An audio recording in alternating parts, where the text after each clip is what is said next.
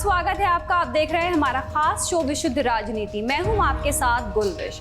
इस शो के जरिए बिना लाग लपेट एकदम निष्पक्ष रह के हम आपको रूबरू कराते हैं राजनीति की हर छोटी बड़ी खबर से। तो चलिए शुरू करते हैं विशुद्ध राजनीति। पीएम नरेंद्र मोदी ने आज बिहार के मोतिहारी में जनसभा को संबोधित किया। इस दौरान उन्होंने जनसभा में उमड़ी भीड़ को देखकर कहा कि आपका ये सैलाब बता रहा है कि छठे और 7वें चरण में क्या होने वाला है। प्रधानमंत्री नरेंद्र मोदी बीते 47 दिनों के अंदर 7वीं बार बिहार के दौरे पर पहुंचे और इंडी अलायंस पर जमकर हमला बोला।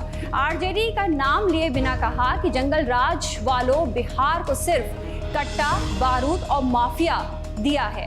ये लोग नौकरी के नाम पर जमीन लिखवा लेते हैं। ऐसे लोग युवाओं का क्या भला करेंगे। पीएम ने कहा कि 21वीं सदी का भारत इंडी गठबंधन के पापों के साथ आगे नहीं बढ़ सकता और इसलिए हर चुनाव में कांग्रेस, आरजेडी जैसे दलों पर जनता जोर का प्रहार कर रही है और 4 जून को इंडी वालों के इरादों पर सबसे बड़ा प्रहार होगा। 21वीं सदी का भारत इंडी गठबंधन के पापों के साथ आगे नहीं बढ़ सकता।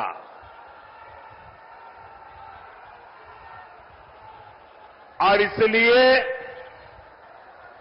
हर चुनाव में कांग्रेस, आरजेडी जैसे दलों पर जनता जोर का प्रहार कर रही है। जिन्होंने बिहार को जंगल राज दिया, नौजवानों को पलायन दिया, परिवारों को गरीबी दी, जिन्होंने बिहार के लोगों को मारा, तड़पाया, माताओं बहनों का जीवन बर्बाद किया, जो लोग आकंठ भ्रष्टाचार में डूबे हैं, जिन्हें अदालत ने घोटाले का दोषित साबित किया है, इन लोगों की आंखों में मोदी 24 घंटे खटकता है।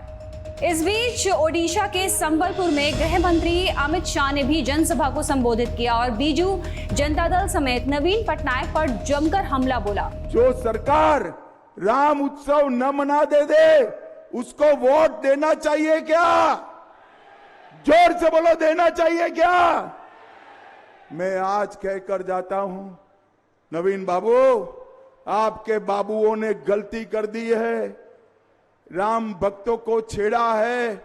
ओडिया वासियों, इस बार एक पूरी सरकार बनाकर भाजपा को दीजिए, हम ओडिशा का भविष्य संवारने का काम करेंगे। आपको बता दें कि ओडिशा के संबलपुर में केंद्रीय मंत्री धर्मेंद्र प्रधान और बीजू जनता दल के संगठन मंत्री प्रणब दास के बीच मुकाबला है। यहाँ पर मतदान 25 मई को होगा। आइए रुख करते हैं अगली खबर की तरफ। बीजेपी के पूरी लोकसभा से उम्मीदवार संबित पात्रा की भगवान जगन्नाथ पर की गई टिप्पणी के बाद अब काफी विवाद हो गया है।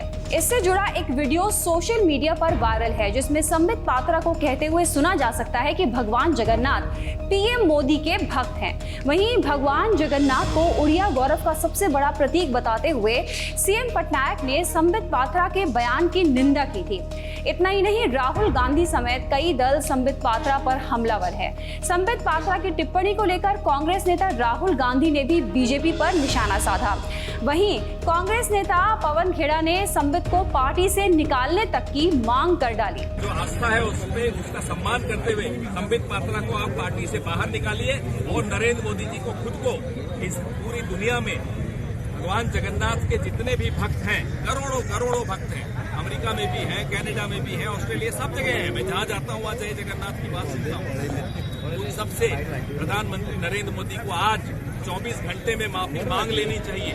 इतनी फजीहत के बाद संबित पात्रा ने अपने बयान के लिए एक पोस्ट किया एक्स पर और बीजेपी नेता संबित पात्रा ने अपने बयान पर सफाई देते हुए इस बात पर जोर दिया कि उनकी जुबान फिसल गई थी। इतना ही नहीं, संबित पात्रा ने उड़िया भाषा में एक वीडियो बयान भी जारी किया और माफी मांगते हुए सोशल मीडिया के जरिए अपनी भूल सुधारने और पश्चाताप करने के लिए अगले 3 दिन उपवास का भी ऐलान किया। अनजाने में बाइट देते समय मैंने उसका उल्टा कह दिया कि मोदी जी के भक्त महाप्रभु हैं। तो अनजाने में ये त्रुटि हुई है। एक चैनल को बाइट देते समय मैं मानता हूं कि कुछ लोग इससे आहत जरूर हुए होंगे। अनजाने में हुए एक स्लिप ऑफ टंग के लिए भी मुझे महाप्रभु जी से क्षमा याचना करनी चाहिए और मैंने निर्णय लिया है कि मैं उसके लिए उपवास भी करूंगा। चलिए बढ़ते हैं अगली खबर की तरफ। ममता बनर्जी को लेकर मल्लिकार्जुन खड़गे ने जो अधीर रंजन चौधरी को फटकार लगाई थी, उसके बाद मल्लिकार्जुन खड़गे को अपना स्टैंड बदलना ही पड़ा। अधीर रंजन चौधरी को जोरदार फटकार लगाने के बाद मल्लिकार्जुन खड़गे पुचकारते हुए नजर आ रहे हैं। मल्लिकार्जुन खड़गे ने कहा कि मैं किसी एक व्यक्ति के बारे में कुछ नहीं कहना चाहूंगा। वो कांग्रेस पार्टी के एक लड़ाकू सिपाही हैं और बंगाल में हमारे नेता हैं। लेकिन इससे पहले पश्चिम बंगाल कांग्रेस के अध्यक्ष यानी अधीर ने ममता बनर्जी पर निशाना साधा तो कांग्रेस अध्यक्ष खड़गे ने सख्त लहजे में कहा था कि चुनाव बाद सरकार गठन में क्या होगा और क्या नहीं ये कांग्रेस हाईकमान तय करेगा। ये तय करने के लिए अधीर रंजन चौधरी अधिकृत व्यक्ति नहीं है। अधीर को हाईकमान की बात माननी होगी और वो जो सहमत नहीं होंगे वो बाहर जाएंगे। मतलब अधीर रंजन चौधरी रोज खड़गे जी चाहे कुछ भी कहे उसके बावजूद भी कहते ममता बनर्जी का भरोसा नहीं किया जा सकता। वो तो कतार लगाकर हमारे साथ अभी खड़ी है क्योंकि उनको लग रहा है कि हो सकता है हम सत्ता में आ जाए, पर कल वो कहीं और भी जा सकती है। इस प्रकार से हर रोज उनको ताने मारने का काम और सिलसिला जारी रहता है। और ममता दीदी भी कहती है कांग्रेस की 40 सीटें नहीं आने वाली। ये कैसा गठबंधन है? कहा यह जा रहा है कि कांग्रेस अध्यक्ष मल्लिकार्जुन खड़गे को अपना रुख अधीर रंजन चौधरी को लेकर राहुल गांधी की वजह से नरम करना पड़ा। वहीं अब इस मामले को लेकर बीजेपी कांग्रेस पर तंज कसनी जरूर नजर आ रही है। ईरान के राष्ट्रपति इब्राहिम रईसी की हेलीकॉप्टर दुर्घटना में मौत की खबर की पुष्टि के बाद उनके उपराष्ट्रपति मोहम्मद मोकबर देसफुली को चुनाव तक राष्ट्रपति पद की जिम्मेदारी दे दी गई है। ईरान में उपराष्ट्रपति पद के लिए सीधा चुनाव नहीं होता है। राष्ट्रपति बनने वाला शख्स ही उपराष्ट्रपति को चुनता है। उपराष्ट्रपति लगभग वही काम करता है जो किसी देश में प्रधानमंत्री करता है, लेकिन ईरान में 1989 में प्रधानमंत्री के पद को खत्म कर दिया गया था। वहीं ईरानी संविधान के मुताबिक उपराष्ट्रपति को अधिकतम 50 दिनों के भीतर एक नए राष्ट्रपति के चुनाव की व्यवस्था कराना जरूरी है। वहीं ईरान के राष्ट्रपति इब्राहिम रईसी और विदेश मंत्री अमीर अब्दुल्लाहियान समेत कई लोगों की मौत के बाद ईरान में नई नियुक्तियां की जा रही हैं। ईरान के डिप्टी विदेश मंत्री अली बागेरी कानी को नया कार्यवाहक विदेश मंत्री नियुक्त किया गया है। बात करें इब्राहिम रईसी और उनके साथ सफर कर रहे लोगों के शवों को दफनाने की, तो इसके लिए उन्हें तेहरान ले जाया जाएगा, जहां मशहद में रईसी को दफनाया जाएगा।